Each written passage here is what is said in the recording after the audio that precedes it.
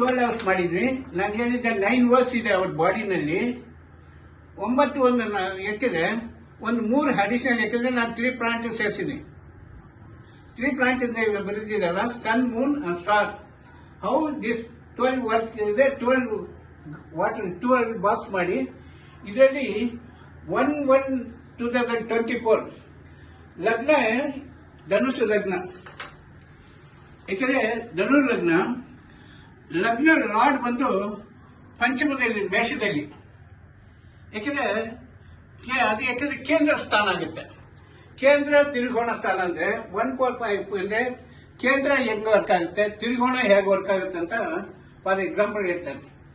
ಯಾಕಂದ್ರೆ ಸಹಸ್ರ ಉಪಾಯ ಅಂತ ಬರ್ದಿದ್ದೀನಿ.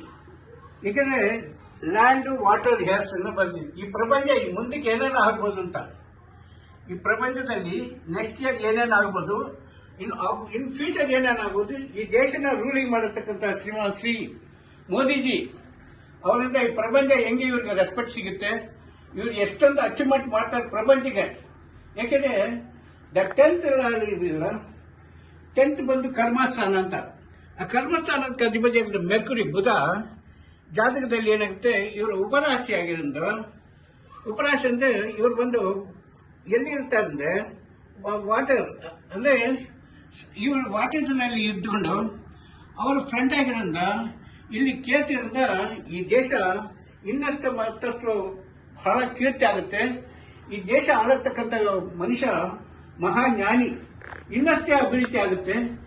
ಇದರಿಂದ ಏನಾಗುತ್ತೆ ಅಂದ್ರೆ ಈ ದೇಶ ಯಾಕೆಂದ್ರೆ ಒಂದೇ ಕಾರಣದಲ್ಲ, ಇದು ಈ ದೇಶಕ್ಕೆ ಈ ಪ್ರಪಂಚದ ಎಲ್ಲಾ ದೇಶಗಳನ್ನು ಇವ್ರಿಗೆ ರೆಸ್ಪೆಕ್ಟ್ ಕೊಡಂಗಾಗುತ್ತೆ. ಈ ದೇಶಕ್ಕೆ ಬಂದು ಇವ್ರ ನಾಲೆಜಿನ ಕೇಳಂತ. ಯಾಕೆಂದ್ರೆ ಚಿನ್ನ ಬಹಳ ಒಂದು ಗ್ರಾಮ್ ಇದ್ರೂ 1 ಟನ್ ಇದನ್ನ ತಗೊಬೋದು, 1 kg ಐರನ್ ತಗೊಬೋದು. ಯಾಕಂದ್ರೆ 1 ಗ್ರಾಮ್ ಚಿನ್ನದಲ್ಲಿ 10 kg ಕಬ್ಬಿಣ ಬೇಕಾದ ತಗೋಬೋದು. ಹಾಗೆ ಇವರು ಚಿನ್ನ, ವಜ್ರ, ವೈಡೂರ ತರ ಇವರಿಂದ ಎಲ್ಲಾ ದೇಶಗಳು ಬರ್ತಾರೆ. ಯಾಕೆಂದ್ರೆ ಇದು ಯಾತಕ್ಕೆ ಹೇಳ್ತಂದ್ರೆ ಈ ದೇಶ ಏನಾಗೋದು ಮುಂದಕ್ಕೆ ಲಗ್ನಾಧಿಪತಿ ಯಾವನು ಪಂಚಮದಲ್ಲಿ ಇರೋದು ಬಹಳ ವಿಶೇಷ.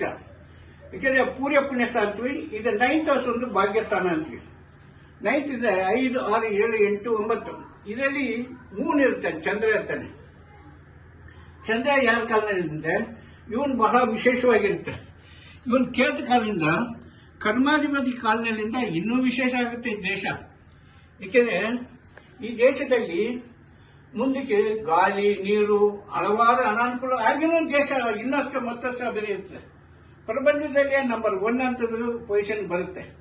ನಮಗೆ ಎನಿಮೆ ಇರತಕ್ಕಂಥ 6ನೇ ಅಧಿಪತಿಯಾಗಿರತಕ್ಕಂಥದ್ದು ಯಾರಿಂದ ವಿಶ್ವ ಇಕ್ಕಿದೆ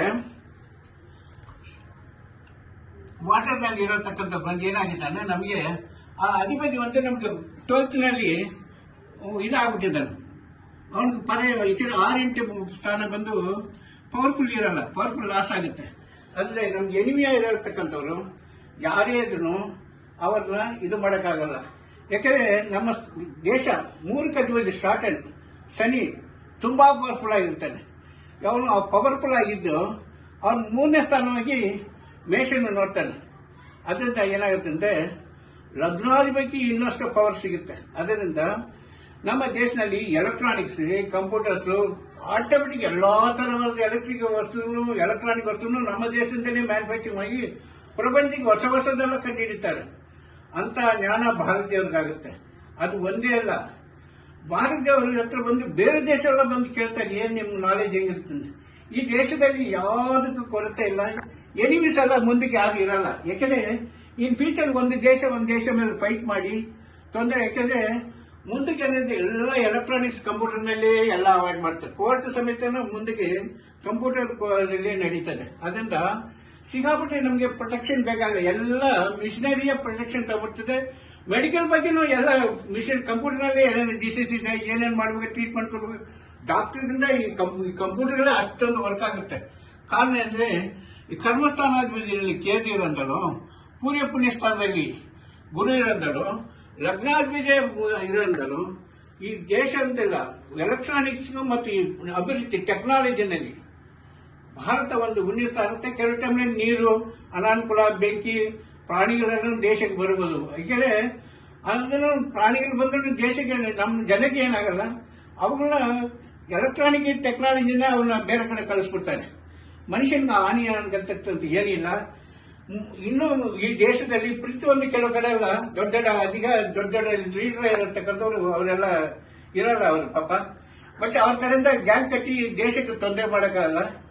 ಯಾಕಂದ್ರೆ ದೊಡ್ಡವರೇ ಅವ್ರು ಪ್ರಾಬ್ಲಮ್ ಮಾಡೋರು ದೇಶಕ್ಕೆ ನಮ್ಮ ಶತ್ರುಗಳು ಇಲ್ಲ ಅಂದ ಮೇಲೆ ದೇಶ ಸುಖವಾಗಿರುತ್ತೆ, ನಾವು ಚೆನ್ನಾಗಿರ್ತೀವಿ, ಮತ್ತೊಬ್ರು ಚೆನ್ನಾಗಿರ್ತಾರೆ. ಇದರಲ್ಲಿ ಲ್ಯಾಂಡು ಡ್ಯಾಮ್, ಹೊಸ ಡ್ಯಾಮ್ಸ್ಗಳು, ಲ್ಯಾಂಡ್ಗಳು, ಡೆವಲಪ್ಮೆಂಟ್ಗಳು, ಅಗ್ರಿಕಲ್ಚರ್, ವ್ಯವಸಾಯ ಎಲ್ಲ. ಬಟ್ ಎಲ್ಲ ಮಿಷನರೀಸ್ ಇನ್ ಫ್ಯೂಚರ್ ಎಲ್ಲ ವೇರಿಯಾಗಿನೂ ಮಿಷನರಿಯಿಂದ ಬಂದು. ಬಟ್ ಓದಿರೋರಿಗೆಲ್ಲ ಎಲ್ಲ ಕೆಲಸ ಸಿಗುತ್ತೆ, ಒಳ್ಳೆ ಸ್ಥಾನಮಾನ ಸಿಗುತ್ತೆ ಅವ್ರಿಗೆ, ಎಜುಕೇಟೆಡ್ಗಳು. ನಾವು ಬೇರೆ ದೇಶದಲ್ಲಿ ಹೋಗೋದ್ರಿಂದ ಬೇರೆ ದೇಶ ನಮ್ಮ ದೇಶಕ್ಕೆ ಬಂದು ಕೆಲಸಕ್ಕೆ ಹುಡುಕಂತ ಕಾಲ ಬರುತ್ತೆ. ಅಂತ ಬುದ್ಧಿವಂತರು ನಮ್ಮ ದೇಶದಲ್ಲಿ ಇರ್ತಾರೆ. ಇನ್ ಫ್ಯೂಚರ್ ಹುಟ್ಟೋ ಮಕ್ಕಳು ಬಹಳ ಇನ್ನಷ್ಟು ಬುದ್ಧಿವಂತ ಇರ್ತೇವೆ. ಅಂದ್ರೆ ದೇಶ ಚೆನ್ನಾಗಿ ಸುಭಿಕ್ಷವಾಗಿರುತ್ತೆ. ಶ್ರೀಮಾನ್ ಮೋದಿಜಿ ನೆಕ್ಸ್ಟ್, ಯಾಕೆಂದ್ರೆ ನಾನು ಮುಂದೆನೇ ಹೇಳಿದ್ದೀನಿ 10 ವರ್ಷಕ್ಕೆ ಮುಂಚೆ ಈ ದೇಶ ಏನೇನಾಗಬೇಕಂತ ನನ್ನ ವೆಬ್ಸೈಟ್ ಇದೆ, www.annapurneshwar.in ವೆಬ್ಸೈಟ್ ನೋಡಿದ್ರೆ ಈ ದೇಶದಲ್ಲಿ ಏನೇನಾಗ್ಬೋದು ಎಲ್ಲಾನು ಬಂದಿದ್ದೀನಿ. ಮೋದಿಜಿ ಬರಕ್ ಮುಂಚೆ, ಕೊರೋನಾ ಬರಕ್ ಮುಂಚೆ ಇನ್ನೊಂದು ಹೊಸ ರೋಗ ಒಂದು ಬರುತ್ತೆ, ಅದು ಅಕ್ಟೋಬರ್ ಮೇಲೆ ಬರುತ್ತೆ. ಆ ರೋಗದಿಂದಲೂ ಅದಕ್ಕೂ ಅವಾಯ್ಡ್ ಮಾಡೋದಂತ ಬರುತ್ತೆ. ಅಂದ್ರೆ ನಮ್ಮ ದೇಶ 8ನೇ ತಿಂಗಳಲ್ಲಿ ಒಂದು ಪ್ರಾಬ್ಲಮ್, 10ನೇ ತಿಂಗಳಲ್ಲಿ ಒಂದು 2 ಬದಲಾವಣೆ ಆದ್ಮೇಲೆ ದೇಶ ಇನ್ನಷ್ಟು ಅಭಿವೃದ್ಧಿ ಆಗಕ್ಕೆ ಅವಕಾಶ ಇದೆ. ಇಷ್ಟ ಮಾತ್ರ ಮಾತಾಡ್ಕೊಂಡ್ರೆ ಎಲ್ಲರಿಗೂ ನಮಸ್ಕಾರ. ಓಂ ಶಾಂತಿ.